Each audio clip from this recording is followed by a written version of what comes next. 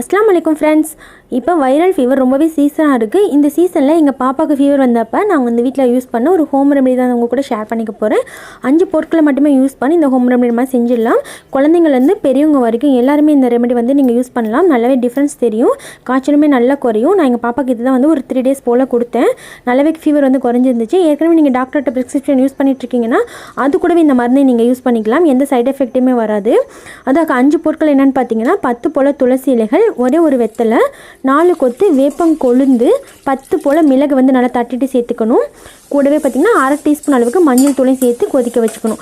நம்ம சேர்த்து 1 கப் அளவுக்கு தண்ணியில் ஒரு 10 ml சுண்டி வர்ற வரைக்கும் இதை வந்து நம்ம நல்லா கொதிக்க வச்சு ஃபில்டர் பண்ணி குடிக்கணும். இப்போ நம்ம சேர்த்துருக்கிற அளவு பார்த்திங்கன்னா ஒரு வேளைக்கு தான் நம்ம சொன்ன அளவுகள் எல்லாமே மருந்து வந்து கரெக்டாக இருக்கும். நீங்கள் 2 வேளைக்கு குடிக்கிறீங்கன்னா இதை வந்து டபுள் சைஸாக போட்டு காலையிலே இந்த மருந்தை நம்ம ப்ரிப்பேர் பண்ணிட்டோம்னா காலையிலேக்கு சாயந்தரமும் அந்த மாதிரி 2 வேளைக்கு நம்ம குடிச்சிக்கலாம்.